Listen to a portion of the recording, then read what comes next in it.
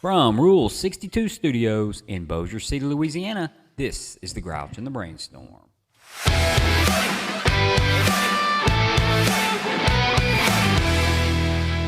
Welcome back.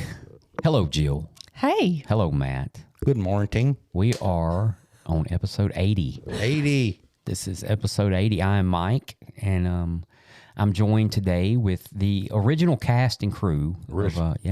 Geez. Yeah, well, close to it. Yeah. Close to it. And so we got Matt and Jill here and myself, and hopefully an action-packed hour of action and pack. Or a bunch of bull crap. Or a bunch of bull crap. Be something. Oh, man. What have you been up to, Jill? Well, I just pretty much work and, still trying to get my, taking care of my finger, and it's been in a splint for like a month, and I have another week and a half. Physical therapy? I guess we're going to see what happens in my next appointment. I still can't move my finger. What do they do? Like force you to walk on your fingers? He asked me if I can bend it, and last time I said, nope. Can you pick your nose? Nope. Well, you definitely going to have to You're have in the some bind, PT. Yeah. Yeah, you're gonna, I know. I'm kind of nervous because I still can't bend it, and I think you might have got some nerves in there. oh, I definitely did. Yeah. Yeah. Matt, how's your finger? Mine's good, man. I try to not stick it and mess it up, in places. I was thinking all those fish you catch had wore like. I did get a Or hook. to the nub. I got a hook in my finger the other day by a fish shook, and Yeah, the don't you treble hate hook. that? Yeah, Yeah. I did hate it, and I wasn't happy about that. But Boy, Wyatt landed a huge bass the other day out there. My son on Lake Joe Pool. We had just met out there and we was gonna go for an hour. And we probably 45 minutes into it, 15 minutes from leaving, and he hooked the.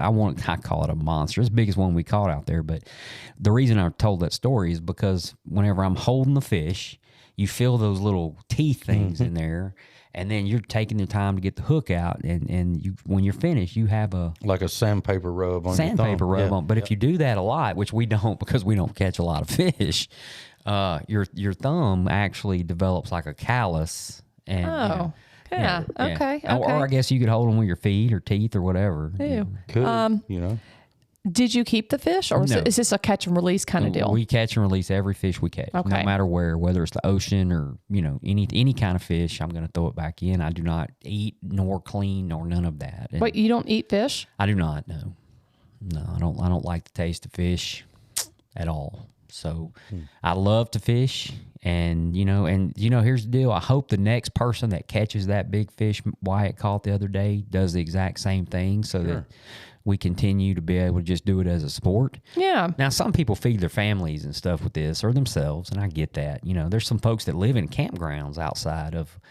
this lake, and they have these big RVs and jet streams and all these other things. And I would imagine that the fish they catch, they're going to keep and cook. And it's a renewable resource, so it's there's nothing wrong with keeping them and using them correctly. What I'm not going to do is throw them in the live well just to have a collection of fish so the game warden can pull up and spend an hour measuring every fish I got in the live well. Do they do that? Yeah, Oh, absolutely. Yeah. Why? Is there like a certain... Size. Can be slot, really? slot limits. It can be there can be all kind of regulations. Yeah, on each species of fish. Like they can't be too big? Sometimes it's 14 to 17. It's between 14 inches and 17 inches you can't keep. You have to put them back. And Texas, where he's at, is really good about managing their public lakes and all that stuff with that type of thing. That's why they have such big fish over there. They say we're going to take X amount size out of here so it provides food for those bigger ones. Okay. And Very heavily managed. this particular lake we're fishing on is like my boat is parked in what is called a slip, but we'll call it a stall. And, it has a power of electricity. It has a water spout for cleaning, and it has all the little things that you can use to, support your boating, right? Okay. Well, the next boat over is the Grand Prairie Fire Department boat, which is like a big blow up boat with a huge engine, two huge engines on the back. And so, and then like 2 down from that is the Grand Prairie Police Department boat. And they get on that boat and they go out there and they check for people who may be being dangerous on the lake or consuming a little too much adult beverage and not, you know, because drinking and boating is the same as drinking. Very dangerous. Very. And this particular lake on Saturday and Sundays, not Monday through Friday, but on Saturdays and Sundays is covered with people doing the recreational thing. Well, I foresee me being a professional angler in the future, and my neighbor has a big pond and has said I have free range. You have a neighbor? The guy that owns the acreage next to our acreage. I took Matt on the. Never had to speak in acreage before. I suggested dynamite is a real good bait if you want to catch a lot, immediately. It gets them in the boat. Yeah, Matt said he's going to teach me how to fillet. Yeah. Yes. And that's how McDonald's does that fish fillet. They got something like that. Filet-o fish. Sure. Sure.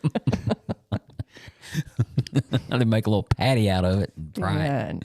Put some tartar sauce on there. That fish scares me. Call it lint. That's not fish. Well, actually, I don't think they're caught out of a pond by a single person, but I could see you out there, with your 5-gallon bucket and hat, your big straw hat. Crickets. Crickets Crickets make good bait. They do. The crickets and worms are like the shrimp of the ocean. Just about anything will eat them. That's another thing out this lake we go to is at the boat stalls. The water's pretty clear, or it's green, but it's very clear, and you can see the fish like swimming around. Nice. So if you take a child out there that wants to catch their first fish, or just how sometimes you take a kid out there, especially my grandson's age, 6 years old. And they don't catch a fish within 5 or 10 minutes. They're ready to go do something else. Oh, yeah. So out there, you can see the fish and watch them nibble. And a lot of people actually do jump the fence and go fishing between the boats out of the slips. Now, obviously, these aren't huge bass or anything. They're big, pretty good-sized bream. Bream. I don't know where I said bream. Yeah, I don't know what's wrong with me, man. Living in Texas too long. Call them bream. Too much Buc-ee's. But no, don't even get me started on Buc-ee's. Yesterday I jumped on the motorcycle and I drove down to Buc-ee's. Now there's 3 Buc-ee's from where I live. One is 50 minutes from my house, and that's headed toward Shreveport. One is 45 minutes south, and I want to believe it's in a place called Donaldsonville or something like that. And I'm probably just messed that up completely. And then one is 45 minutes north in North Fort Worth. So there's 3 right there in the vicinity, and if you want to go to a Buc-ee's, you just pick which one's going to have less traffic, right? So I jumped on the bike and I headed south and down towards the one. I'm not sure what city it's in, and it has its own exit off the interstate. That's how big you get in. Praise God. And what amazes me is all the people taking pictures with the giant beaver outside. No, I know what you're thinking, Matt, but this is the actual Buc-ee beaver. No comment. There's people out there shooting videos and hey, look at this beaver. And, Yeah. Do y'all remember when y'all were kids in South Louisiana? A guy had the tiger truck stop, and he had the tiger out there.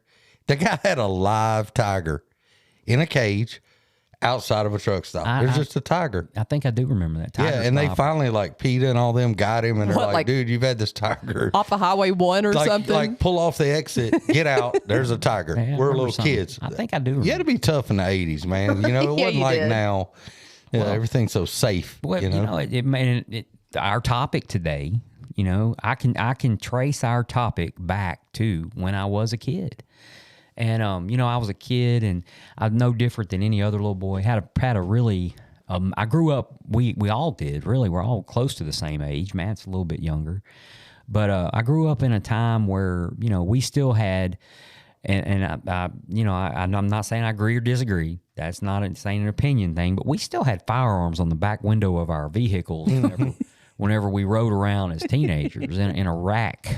Yeah. Right? Yeah.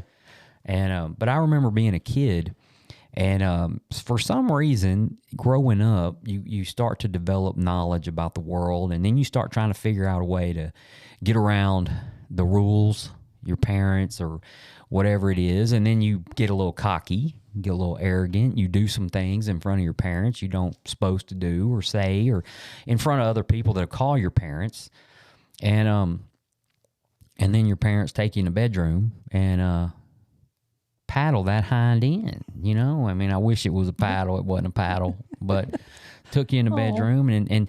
But that feeling you have after that initial contact with the discipline Reporting party. with Disciplinary tool. with the whooping. Oh, I got right. But that feeling you have is a feeling of complete vulnerability.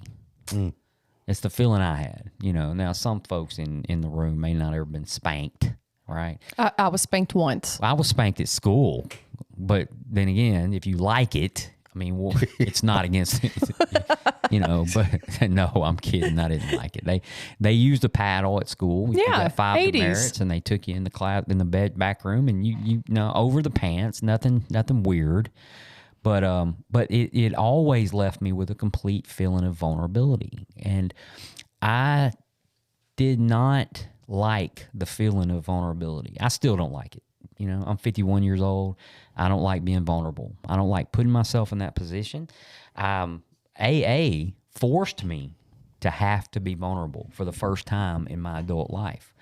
And that's not the same vulnerability as like when, let's just say, you get in trouble with your wife and she leaves you and you, well, I'm going to have to be humble for a while until she comes back, right? Google describes vulnerability, the quality or state of being exposed to the possibility of being attacked or harmed, either physically or emotionally. Wow. So we'll leave out the physical part unless you've got a really good story to tell about physical vulnerability, because I can imagine that's probably not a safe spot to be. Yeah. Right? But emotionally vulnerable, that's what I want to talk about today. Okay. Being emotionally vulnerable. Now, it says liability. This is actually the legal version, so I'm not going to read that. Liability of a partnership to higher penalties probably doesn't affect me anywhere. You know, I don't know. But conservation authorities have realized the vulnerability of the local population. That's the word used in a sentence. So, you know, that means that they're susceptible to something bad happening. Mm-hmm. And I had to become vulnerable, you know? Now, think about it like this. I'm in a meeting and I share, and meetings are safe places, right? They're supposed to be. For me, they are, right? Yeah. But I've been around a while. So we have a newcomer listening out there, and they don't want to share everything. And why don't they? They don't want to be vulnerable. Absolutely. They don't want that guy that has X amount of years coming up to them after the meeting and saying, son, you got that wrong, when all they were trying to do was share from their heart. Yeah. And I remember that feeling. But to me, it's like, I would feel like people judged me because they didn't understand. But then I actually got to realize that everybody was like, yep, me too. I think too, we put this thing up of like, you know, that never let them see you sweat attitude. Yeah, that front. Yeah. And so then you come into, you're trying to get clean and sober and do all this stuff, and you don't have drugs and alcohol anymore as kind of that layer of protection. And then they go, you need to ask somebody to be your sponsor. Oh, this is that. So I was going to go there. So. Yeah. So right off the bat, they're like, we're going to make you do some nerve wracking stuff, like sit in front of a bunch of people and say you're an alcoholic, you know, out loud in your name. There's a whole checklist of little things that you have that, you know, we just early on in the program, you're almost forced into an awkward situation that you're not used to. But that's where I grew from it, you know, is going, I'm going to do it anyway.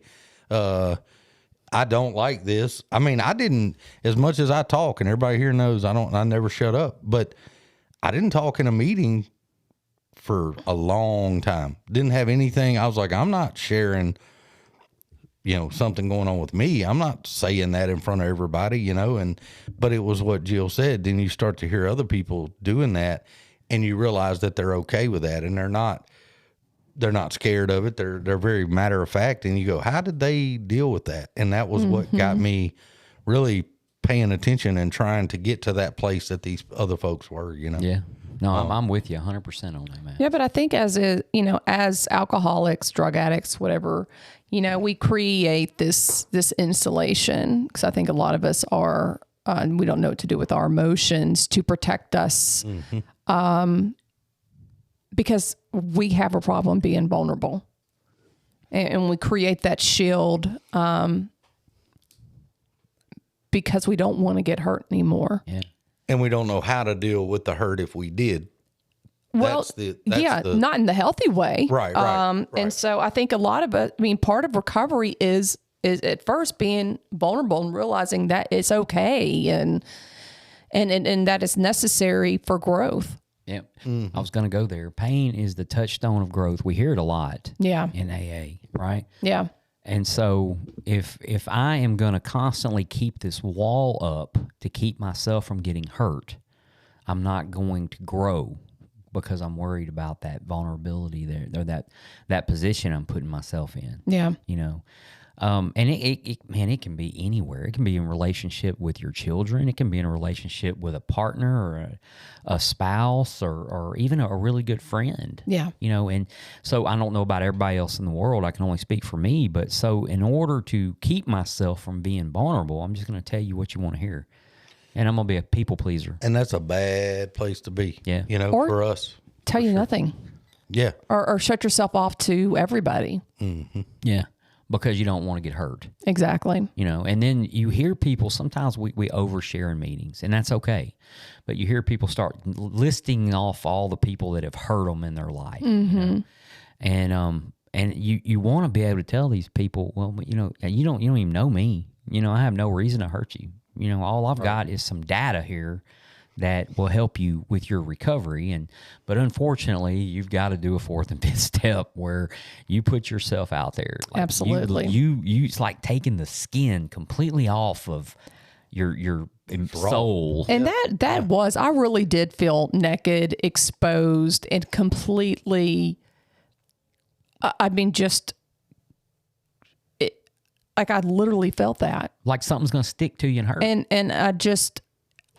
I felt threatened, and I wanted to run. And I think that's why those steps were so difficult. Because I'd never been honest, to that extreme with someone, and seeing the ugly truth about it, which was, of course, me and my dishonesty and selfishness and fears and all of that. Yeah, no, I here's the thing, like whenever I was drinking, and I would find out, and golly, I hate to even admit it now, but I will, because somebody's listening out there that needs to hear somebody with some time admit something. But I would find out that my grandfather was in the process of dying. Mm-hmm. And so I would just avoid my father, and I would avoid my grandfather. Mm-hmm. Yeah. Just to not have to be vulnerable, not have to, have to feel those emotions, But hey, just so y'all know, I had a solution. I drank. Yeah. So I wake up after, 5 years later, after my grandfather passed away. Actually, it was 5 years after my grandmother and 7 years after my grandfather. And I get to feel those emotions that I didn't want to feel back then, because of the not wanting to be there and be hurting. Right. And the vulnerability to, I think part of the issue I had with that too was the few times where I was around somebody that I felt like it was close enough to them to kind of be open about things, or like, I feel this way or I feel that way. And then it ended up being almost the person used that against. Yeah. And it's like, ooh, I'm gun shy now. I'm not saying a word. I'm going to bring that up in a minute. I am. And that's another aspect to it, and I had to get over that too, and just go, you know what? Other folks are going to do what they're going to do. if I feel it's if I need to be vulnerable for something for some reason, then that's okay. And if somebody takes that and uses that in a way that maybe is not the greatest, best thing in the world, that's on them. Exactly. And exactly. I had to learn that in here with you guys is I can be real vulnerable when somebody comes in and they're new and they need help. I can go sit with them or we're talking, or I'm talking to them out somewhere, and they're really struggling and trying to get in here and get this thing figured out. And I can lay it on the line real quick and go, A, B, C, D, E, F, G. These are the things where I was. And they go, oh, wow. And it doesn't bother me a bit. And I've gotten to be like those people that I heard when I came in the meetings, and it's unemotional for me now, and it is vulnerable, because you don't want to just go out on the street and, hey, I'm Chris Farley #2, but when I feel like there's a need for that, and sometimes that does backfire. You have to. I've been around people at work that didn't work out so good. My intentions were pure, but Yeah. but it is what it is. Well, and that's how you learn. Sure. And you get to learn about who you can trust and, stuff like that. But I think vulnerability is learned. And where do we learn this? I mean, it's innate in the fact that we have the ability to do it, but it goes back to probably, our childhood, our environments. Mm-hmm. Was that something that was, taught to us? Was our caregivers, our parents, our friends, were they vulnerable? And I think and like I said, it's a skill. I think the time that we grew up in, like with me looking at as a guy growing up, as a boy growing up, and looking at the men around me, and you're kind of looking to them as your example of how to do things. That generation in general was not the most vulnerability, let's sit down and talk about our feelings type thing. They were you cut yourself and you go get some duct tape type folks. Exactly. You don't go. Well, and even my parents have said they were like, you're to be seen and not heard. Sure. Man, mine wasn't like that. Well, I'm talking about like the generation before ours, the boomers. How old's your parents? Late 70s. Matt, What's that? how old's your parents? 60s, mid 60s. Mine's mid 60s. So Okay, I was thinking about, my parents. It was more tough back then. The men don't cry, and just everything was just like that carried over into the Yeah. And I think too, and I've realized as I came along here, and I don't want people to think, I've said this a few times, and I don't want them to think this is a knock on my parents growing up, but my mother and father had two different personalities. My mother talks like I do. I have that. I get that from her. My dad doesn't do that. He doesn't say a lot, doesn't tell you, right, wrong, or indifferent. He's not going to say a word, and so it's kind of weird to try to grow up and figure out, well, my personality is more this way, but and that can be a thing of, and you go, well, I'm just not going to, I'm going to shut up. Do you think it has anything to do with which one of your parents has the stronger personality? So, here's where I'm going with this before I confuse everybody, especially out there in listener land. My mom has a very strong personality, okay? And, I don't even know why, but she can look at you and know you're doing something wrong, right? She doesn't even have to say, I'm gonna, or don't you? You just, so you don't, right? And so my mom is great. She's a leader.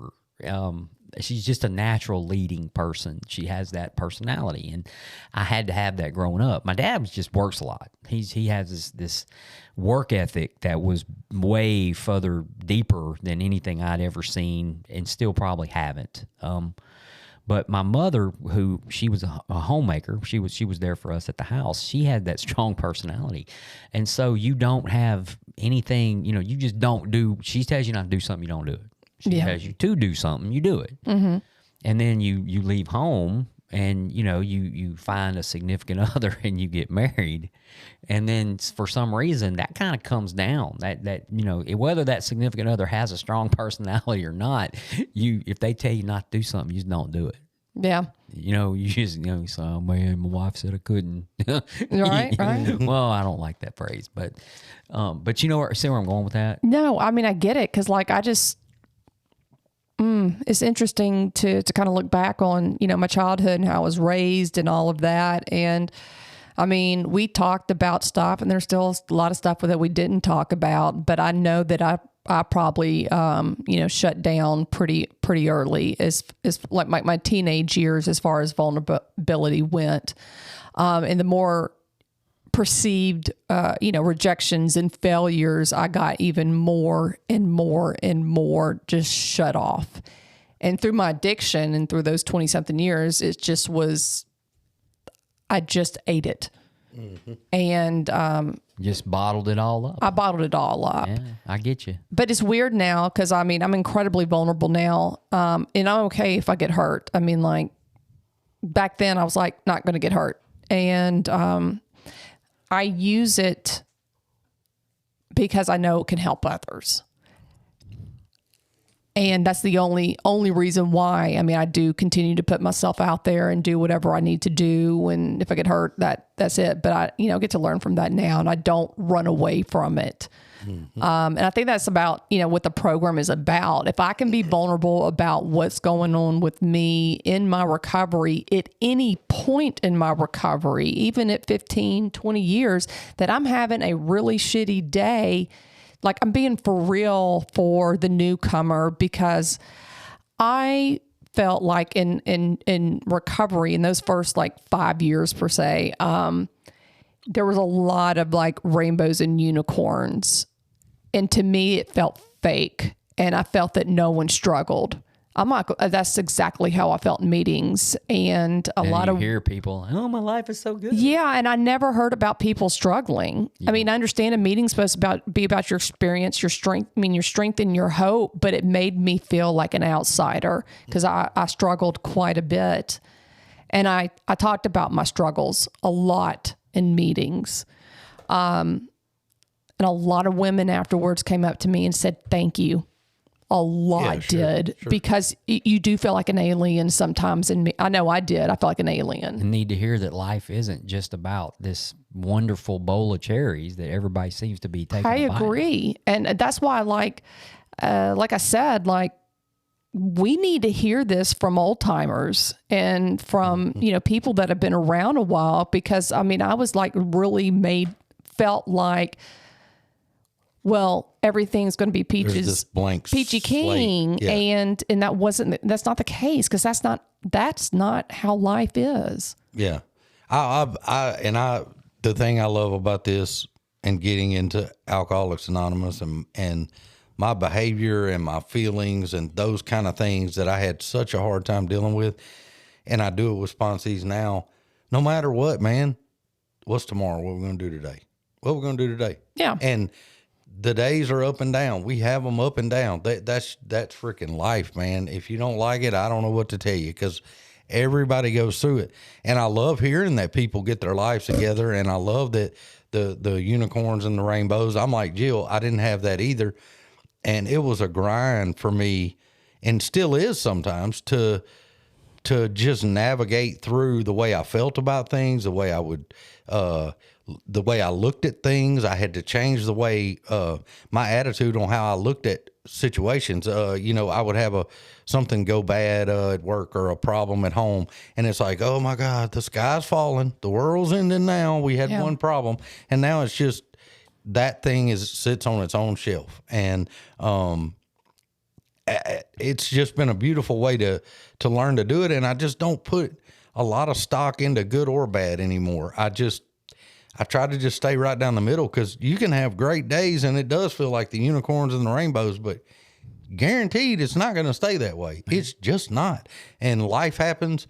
Things happen a lot of things happen out of our control. And I don't handle everything perfectly today, but I'm so glad to have this foundation that I've started on to to just be able to look at things for what they are and be vulnerable or be whatever I need to be. But I'm just super, super glad about getting to live the way I do now. You And know? it takes a while sometimes to get there. For sure. So I remember, like I was going through something, and I just felt god awful. Probably a year into recovery, you know, and I'm sitting out there on the bench, minding my own damn business. You know, leave me alone. I'm in front of the club, sitting on the bench, looking at the apartment complex across the street, just thinking. Probably shouldn't have been doing that, right? Probably shouldn't have been thinking. And a guy just comes up and he sits next to me and he's like, "What's wrong?" You know, and I'd known the guy very long, you know, and I'm like, "Nothing." He's like, "No, man, what's wrong? What's going on? You ain't you're acting different today, you know. So why don't you tell me what's going on?" And I didn't, and I was like, you know, there's nothing you can do about it. And he's like, "Well, I didn't tell you I was going to be able to do anything about it, but you need to talk to somebody. So, you know, if you don't want to talk to me, I understand, but you need to go talk to somebody." And he got up and he walked off, and I look back at that particular time in my recovery, and he wasn't trying to get in my business. You know, he wasn't about to give me any advice. No, there is probably nothing that cat could have done. But what I could have done was told him what was going on, how I felt, and been vulnerable for that 5 or 10 minutes. And he might even just said at the very end, "Suck it up, buttercup." I don't know, right? But to get it out would have been phenomenal. Now, I had a sponsor. And I visited with my sponsor about it, you know, the next day. But I didn't even, technically, I was carrying around something I didn't even have to carry around because I could have talked to that guy. And that gentleman, that particular gentleman that I'm talking about, has since passed. Yeah. Right? He died earlier this year. But I still wish I had talked to him. And we actually, over the next 10 years, had many conversations, because I will tell you this, one time that situation was reversed. and I didn't want to hear anything he had to say. I didn't walk up and go, "Hey man, something's wrong today." Well, I just kind of sat down next to him and he started talking, and I didn't want to tell him, you know, "Hey man, I don't want to hear this." You know, so I just listened. But I also learned on that side too. Yeah. You know, it helps sometimes just to be an ear. Yeah. You know, and you're not making yourself vulnerable by listening to someone.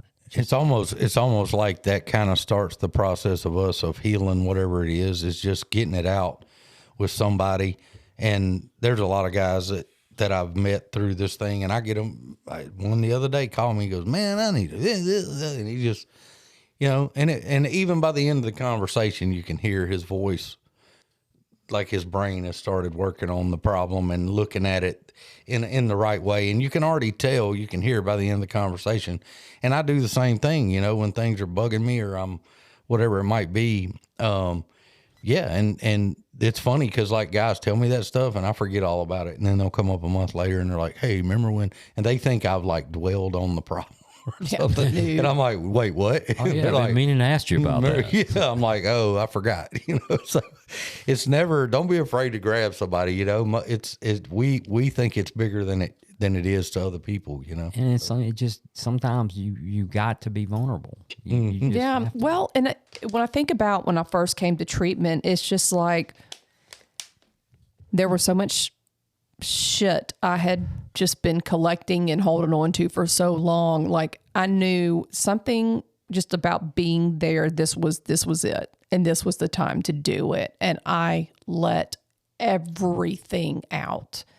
And that was 2010. And like I said, that was the first time I was vulnerable in a really long time. And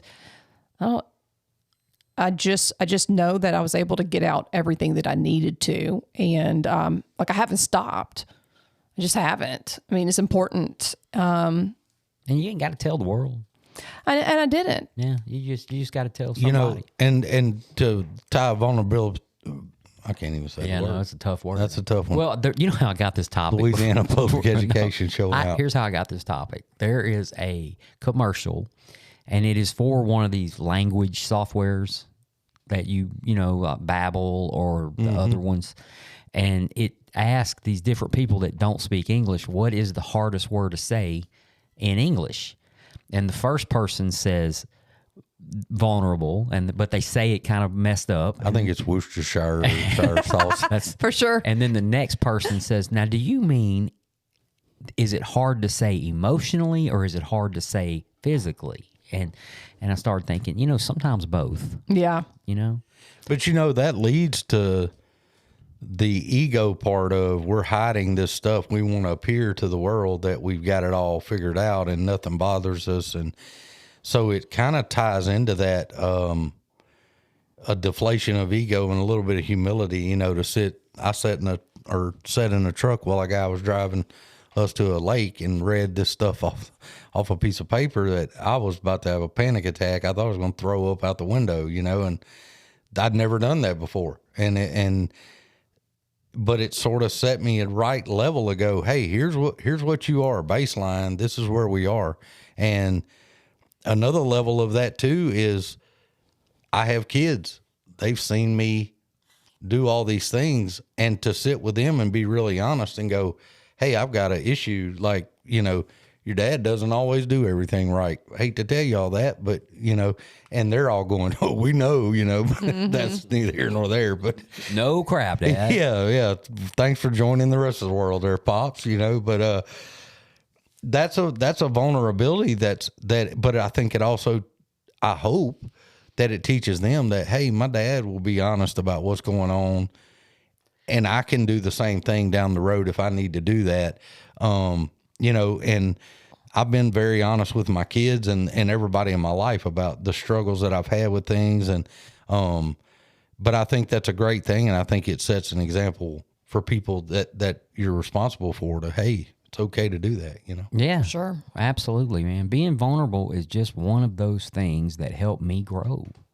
You brought up something earlier though. And, so I guess where I'm going with this is we develop relationships in AA as people who have the common denominator, the common bond of recovery. So we have an addiction and we're trying to get rid of it, and we're taught these steps, and we start to speak the language. We bring up things that nobody else is going to understand because we heard them in a meeting, and we compare these. I do. How about that? We compare these relationships to relationships we have to people outside of Alcoholics Anonymous, right? Number one, you can tell just by the general population that most people, if they hear or see something, are going to say something, right? Yesterday, my son went into a store, okay, a major retailer in Bedford, Texas, right by his house. And he texted me within minutes and said, dude, cops just flooded in here, and all of a sudden there's gunfire. Boom, boom, boom, boom. Wow. I was like, well, I hope you're down. I hope you're getting down. You need to get off the phone with me and go find somewhere. and then he's like, no, I'm shooting back. No, yeah, really, no. He's like, no, I ran out. I got out of the store. I'm in my car. And so, for the next, 10 minutes, I started looking on the news feed because somebody's going to say something. Yeah. Ain't nobody stay quiet. Yeah. Somebody's going to bring something up. And it's going to, so, but where I'm going with that is we see that, in general, somebody's going to say something, and we have relationships, intimate relationships that should be just that way, right? And the conversation I'm having with this person, because I'm so close with them, should be kept right here. But then the first time a fight comes up, Yeah. that shit's coming back to bite Yeah. you. And, yeah. So that causes us to develop a trust issue with another human being, because it's like, if I can't trust this person, I have an intimate, and I don't mean physically intimate, that I have an intimate relationship. If I can't trust them to keep their mouth shut, how am I going to be able to trust Dale here that I met 45 minutes ago and told me he stripped down butt naked and ran out of Brentwood in 1987? Yeah. I mean, seriously. Yeah. So I know, bro. I got this guy that he openly shares that he used to eat hockey pucks as a hobby. Right. Drank lava lamps. I love these scenarios. Well, I mean, these are real life scenarios. How am I going to trust this cat? Who who, you know, injected bleach and mineral water because somebody told him it would make his pee And clean. this is totally a side thing, but you guys out there, if you want to hear something very funny, look up Norm Macdonald talking about AA meetings and like how we're going to keep it secret. He goes, "There's a bunch of drunks in there, like you're telling me." You know, kind of what you're saying, Mike. Yeah, It's pretty no, funny though. You know? I get no. I wish I had the clip. I'd play it. But but how do you? And I'm gonna tell you the things I talked to Dale about, like in my early recovery, went to his grave. Yes. Yes. He took those things, and there are guys out there right now that I don't even remember their name. That I took them at least to the 4th or 5th step, and then they, you know, decided that this wasn't for them or whatever. Something came up, or I moved, or they moved. But they've told me that I just don't repeat. Just never. Just for some reason, AA's culture has created that. And you know, in that line of what you're saying, I had that issue with intimate relationships in my life, and I go to AA, and here's some dude I've known for 97 days. Yeah. And he's like, "Get a notebook, write down all that crap you don't want to tell nobody." And I'm like, "Okay." And I do it, Yeah. you know, and it's like I established it, reestablished, or established. I'm not sure which is the right word there, but a trust with somebody that I had to be vulnerable again and go, "Hey, I got to try this again." So that guy, it's always been between him and I, you know, and so it started me being able to trust other things by some guy that I barely know, you know. Yeah. And I've been vulnerable with from going up and asking this dude to help me stay sober and clean, to following the things that he asked me to do. And now we're talking about, you know, the worst aspects of my life, and it's opened up other areas of my life though. I'm able to do that with my kids now. I'm able to, it's not such a big deal, you know? Yeah. No, and so I will say that's probably one of the reasons why me and my son have such a good relationship. And I'm not saying me and my daughter don't, right? But I'm saying one of the reasons why me and him are so tight is because I just don't have a problem telling him just about everything, right? Yeah. And I'm not worried about him going off and telling somebody who's going to call me 30 minutes later and say something that, you know, I cannot believe, you know, I don't, you know, so, you know, and you know what? That may be what causes the feedback is the cell phone. I just realized that. Yeah. Well, I mean, you can keep it over there, man. No, I mean, you can look at it over there. Oh, no. He's probably trying to find that I Norm just don't wanna McDonald mess you up. clip. No. But that makes sense. So we have to, in case you're wondering what we're talking Yes. about, which throws everybody off, is for some reason, me and Jill get this feedback through our microphones that sounds like a fly has trapped It's me, itself. guys. I'm going to be vulnerable real quick. I've been jacking around on my cell phone. It's messed up the whole Well, podcast. we don't know, but the closer your phone got to the equipment, the more we heard it. Yeah, And yeah. then when you put your phone over there, we didn't. It went hear away. So here's carrying that, not saying things, you know, a step further. And I ran into this recently. Worked with a guy at work. He tells me, and then we're at a work where there's lots of gossip. There, everybody talks about everybody. And he tells me in private that him and his wife are pregnant. It's their first kid. And he's like, "We want to wait till the first trimester or whatever to announce it." We're As not a announcing it. lot of people do that. So he's like, "Please don't say nothing, but I wanted to tell you." I'm like, "Okay." So I don't say a word. Your fifth kid, you're just like, You're like, "We don't care." You know, I have kids up for adoption right now. If anybody wants them, by the way, call me later. But the car is running. Yeah. Just so you know. So- the car's so- running with the air on. so my Listening to Steely Dan. the lady that I'm seeing works there as well. So we're talking every day about the, and this is another couple that works there. His wife works there as well. We're all in the same. So I don't say nothing. We're riding down the road. She's like, "I wonder what's wrong with so and so. She's been sick a lot." And I'm just riding out. I don't say nothing. Goes on for a while, and then one day the lady that this man's wife announces at work that she's pregnant, and she's like, she comes home and she goes, Lacey comes home and goes, "Hey, she's pregnant," and I'm like, "Yeah, no shit." And she goes, "You knew that?" And I was like, "I've known it the whole time." And she goes, she was mad at me. She's like, "You should have told me." I'm like, "No, he asked me not to," you know? And you know, it just kind of carries over into life, and you establish trust with people, and Which you just lost with Lacey. yeah, I did, and I'm still. Hey, by the way, you know how I handled that. I told her she was kind of mad at me, or not mad at me, but she's like, I can't believe you didn't tell me of all people, and I'm like, I didn't tell nobody. The man said, don't tell nobody. I'm not telling them, you know, and it wasn't harmful information to anybody, or it wouldn't have caused you harm, or you know, hey, you know. Something like that may be a different scenario, but I would never do that with anybody, you know, and her included. So I like that is almost like a tradition per se, you know, of sponsorship, you know, is keeping that with each other. Because no one wants that out there. And it's not to say that it doesn't happen, because it does. Because I've heard people, and I remember thinking, damn. Mm-hmm. That's not cool at all. Mm-hmm. It's not cool. And just knowing that, you know, like Mike said, that my sponsor, you know, died knowing some pretty big secrets of mine that I have told no one other than her, you know, just kind of reinforces the fact that people can be trusted, you know, and it's about, you know, finding those people that can do so. I think it restores your faith in humanity, though, when you finally meet someone that has the morals and the qualities, I guess, of hey, I'm going to keep my mouth shut. I'm truly just here to help you. I'm not going to go in and write it on the bathroom wall at the clubhouse. Hey, dude, you know, had a farm animal problem or something, you know, let everybody know. But that's such a refreshing thing in the world, because people just don't have that out there, you know. So let me ask you this. Okay. Do you take them around your farm animals after you find I don't out? take anybody.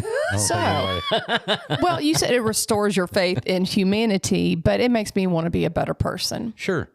And, Well, you know, we get to become better people by doing that too. yeah, exactly. Yeah. And I think that whole thing has been better in my life with me, with my kids, you know, and they feel like they can, some of them do feel like they can say, I need to talk to Dad. It's going no further than this. And when they're able to do that, I hope it doesn't translate to the way I felt growing up, you know, where maybe I shouldn't say this or I shouldn't say that. You know, I mean, I just think it's the whole program is just giving so many things to me, healthy things that I've learned to do and relearned to do. And I'm just super grateful for that, you know? So I have a question. Okay. If you guys were to go back, to whenever it was when you did finally get vulnerable with yourself and with others, and you didn't, where do you think you'd be now? Dead. Probably, to be honest with you, I'm probably still struggling to get sober. Probably go in for, you know, stay sober for 3 or 4 or 5 months, go back out for a year. Yeah. Stay sober for 3 or 4 or 5 months, go back out for a year.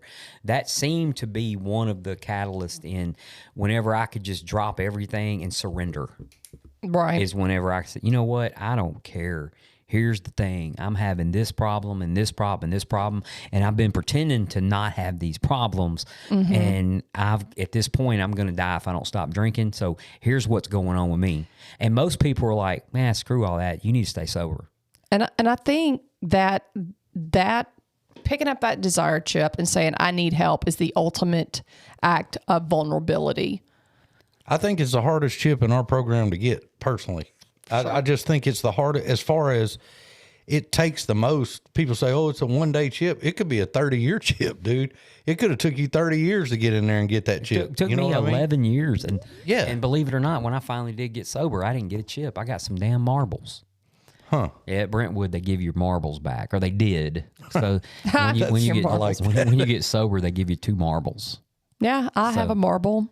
And I don't know where those marbles are. I still have mine somewhere.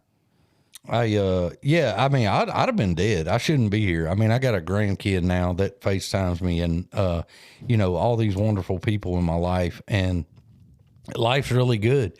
And I'm not even supposed to be here for none of it. That's where I was at when I got into treatment and finally agreed to go. And it was either the drugs that kill me or I was going to kill myself. So it was death. It wasn't any low option. What do you think inspired you to be vulnerable? Desperation. Desperation. I think that's a good answer, man. Desperation or seeing other people be vulnerable. Yeah. Might have been it too. You know, whenever my sponsor could tell me some things that I probably would never have told another human being, I probably was like, yeah, you know, I'm going to tell him this. You know, I might have had to go home and think about it, you know, but I'm going to tell this guy, you know. Yeah. I think it's basically the same. I mean, it was pain. It was like, this is my shot and I'm just going to do it. But also my sponsor guiding me and also being vulnerable at the same time and seeing the vulnerability in meetings. And I had a bunch of blunt from a therapist to a sponsor to people in the rooms that said, we're not here to coddle you and we're not here to massage your feelings. We're going to tell you. And I was at that point where I've got to listen here. Like I don't have any, there's nothing else left for me out that door. And yeah, and it was just desperation. It was like, if this doesn't work, then it's just going to not work the way it's working because I don't have any other options. Yeah. Like I'm out of options. Well, I remember there was about 3 or 4 things I did not want to tell anybody. I didn't want to think about it. I didn't want to tell anybody. And I finally mustered up. I didn't muster up. God gave it to me, right? The ability to go in, and I remember it was a Saturday morning, and I'm like, I'm going to go in and I'm going to tell him all this stuff. And I sat down across from him, and I was like, dude, I got to tell you something. And he's like, what is it? And I let it all out, right? And after I let it all out, what I heard in my head was this. Right? That's what I heard. But actually, what I heard was... I mean, that's what I heard in reality, right? Yeah. But I felt better. yeah, If that makes any sense. But it was just like, there's no reaction from this cat. Yeah. He's like, oh, well, okay. So It was kind of good though. We're You're on just step like, one. wow, that was we're doing step 1 today, Mike. So, you know. Sir, we're at the library. I'm the librarian. Thank you for that. And how did you get in this stall? Mike's like, I feel better. We're at Buc-ee's, sir. Yeah. We'll do the selfie That's with the beaver real here in a desperation. second. So, but no, I felt like, you know, like I should be getting an applause because I actually, Right. but what I got was to be able to live. Mm-hmm. You know, you don't really see the long picture sometimes, especially in that early recovery. but in doing those things, you know, being vulnerable and being vulnerable, and I'm saying by the steps and being honest about all that with somebody or a group of people or whatever it might be. And then you flip the coin and a little while later, then all of a sudden there's some guy or Jill, it's a lady sitting across from you and they're like, blah, blah, blah, blah, blah. And you go, oh, you know, wow, how this is, you know, Turned. come full circle, you know, and it's that same feeling of, oh man, it's like you have to protect that. You know what I mean? Or that's how I feel. It's just like, agreed. take No, it so right there. serious, you know, and but it brings me back to me sitting there doing it every time, you know, and I'm just like, man, And I will tell you this too, you know, and it's, if you have a problem and you are in year 3, right? Let's just say you're sitting in year 3 and you're talking about something and you look up and you're in year 11 and you still have that same problem, right? And you're still sharing about it in meetings, right? You probably need to address that problem. Solution, There's please. there's probably some vulnerability that you feel but don't want to do anything about it. Yeah, you're right. You're right. I like to think about when I first, started getting vulnerable and the couple of things that I did tell my sponsor that I was just horrified to tell. Do you guys remember the anxiety that you had leading up to that? And like this was stuff I was going to take to the grave. Like and she did nothing. She just looked at me like that was the most normal thing a person could have ever done. And I was like, I don't know. I guess I was expecting, not a round of applause, but get out. what the Get fuck? out. Well, there's another one. I think a lot of times I don't want to speak for anybody else, but I think a lot of times we don't tell our stories at an event because we don't want to feel vulnerable up there on stage. Oh, for sure. For sure. You know, and public, now, I get it. Public speaking is a natural fear for a lot of people. Yes. Right? It is, you know, and the first time you do it, of course, Matt's first time he did it was 15 minutes. That's all I had, guys. Yeah, he did 15 minutes at a upscale charity event. But Basically, I said, did drugs, quit. That was it. And I left. you guys have a great time here at the party. Let's raffle some cakes. But I think a lot of times you don't want to be that vulnerable, you know. But the more time you do it, you know, that skin gets stale, and then you get to a point where you might get a little cocky. Well, but that also just goes back to the fact that whatever this is that I'm holding inside of me and that I'm not being vulnerable with is it's just going to be inside of my brain and fester. And when I was able to get vulnerable and share whatever and all the things that, you know, were never ever supposed to be said, that it gave me freedom and it gave whatever that was less power, and I don't think about it. It doesn't pop in my brain like it used to. We were talking about, you know, coming in meetings and sharing, and man, I didn't say anything.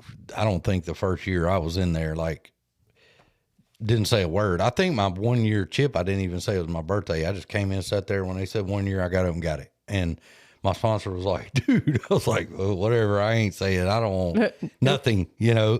But it's awesome to me. We were talking about earlier about the good and bad and being vulnerable and having days, ups and downs. And Jill was talking about when you struggle and sharing that too, as well as, you know, the rainbows and the unicorns. And there's a lady that comes in there that's always impressed me. And what's pretty cool about her is she went through some really horrible stuff in addition to the addiction. And she would be so upset. I'm not going to say her name, but she knows who she is and she listens, and I love her to death.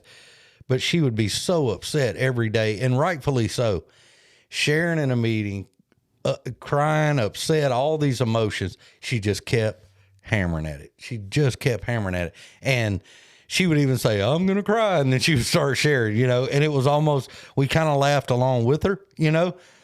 But I look at her now and I see the transformation, and she smiles and her face, she's happy. And I'm like, wow, like the whatever that takes, I'm so impressed with that. And I always will be. But she just came into a room full of people and said, here's my stuff. I'm putting it on the table. Here we go. And that's such an inspiration to see, and to see her now such an active, you know, part and having a life and a just a good person, you know, and there's a lot of people like that in there, but she always sticks out in my mind. And oh yeah, we would even go early on. She would go to treatment centers with early in her sobriety and she'll admit this, get up there and she go, I'm so-and-so, and it just start crying and start telling, but people needed to hear it. And Absolutely. There was people in there that dealt with that same stuff. And she had enough courage to get up there and be so vulnerable. And it's amazing, you know, it's just amazing. It's also amazing the kind of life we can have once we get past those things. Yes. You know, the guy we interviewed before, Jonathan, you know, he talked about how just once he kind of surrendered and let go of everything, how his life just took off, and what a wonderful life he has now, you know, and he's past all that, you know. Mm-hmm. You know, it's just to the point where, hey, I'm going to be vulnerable. I don't like it. I'm fixing to go do it. Yeah. Yeah, but that, you know what? That's majority of us. Yes. And how cool is that? Yeah. You just got to get past it, you know? Yeah. And so it's kind of that John Wayne thing. Just kick the door in, come in guns blazing, see what happens. You know, we'll see what happens. We'll deal with it when it happens. I mean, and that's the best way I can do. You just, there's no, I mean, there is with the 12 steps and the big book, but there's no, these stories, they have a lot of similar, the basics are very similar, but there's no right or wrong. You know, go to rehab 3 times. Some people don't go but 1 time. There's no, everybody's journey is a little different, and you just have to keep working at it and be willing to go, well, I messed up. Let me get back in there. And, you know, when we're honest and vulnerable, man, we can get better. And remember, comparison is the thief of joy. Sure. My son taught me that. Oh, very nice. Yeah. Very nice. Yeah, we got a big announcement. We got a big announcement. We do? Yeah.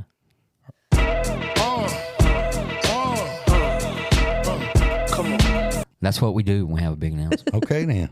So, Upstate Convention's annual Sweet Tooth Auction is taking place Saturday, September the 21st. So, when this airs, it's going to be like 2 days before. Right before it. Okay.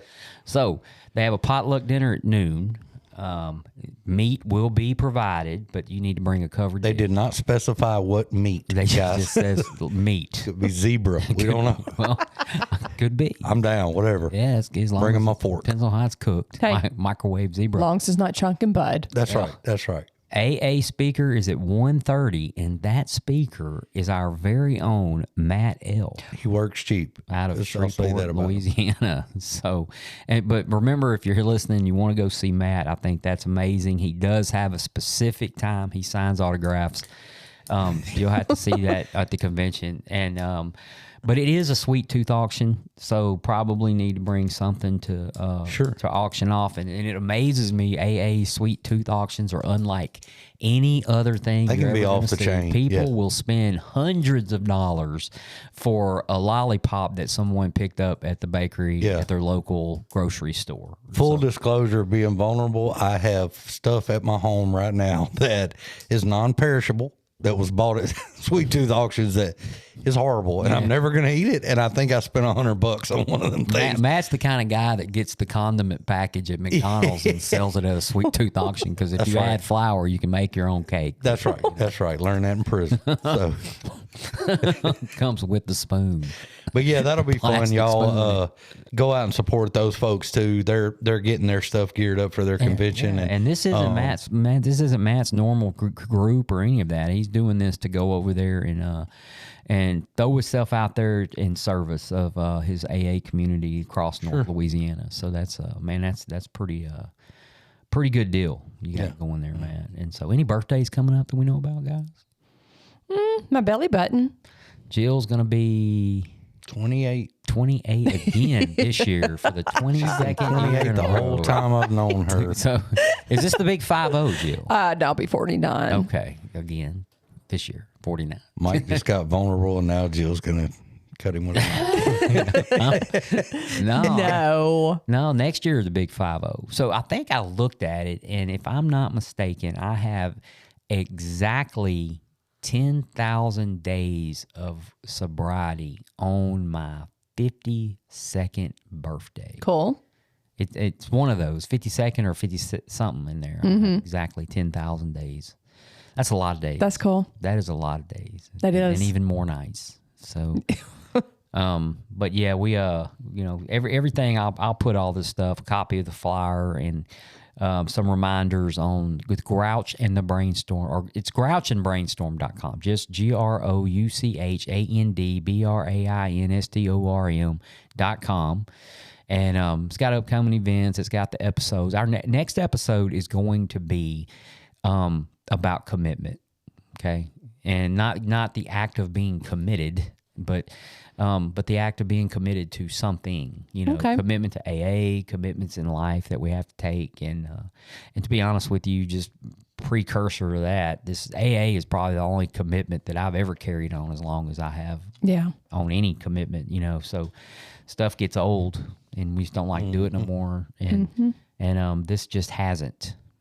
So what a breath of fresh air. So, but yeah, all that stuff's coming up, and Matt's speaking, and I can't think of any other birthdays or any of that. I wish I had took a picture of the calendar, but join us next time. We appreciate all the listeners. Usually when I finish this and I get in my car and I'm headed back, today. You remember everything? Today I'm gonna go to the hospital and see my new grandchild, but before usually though, I'm on my way. I'm about to Wascom or Marshall, and I remember, dang it, I should have said that on the show.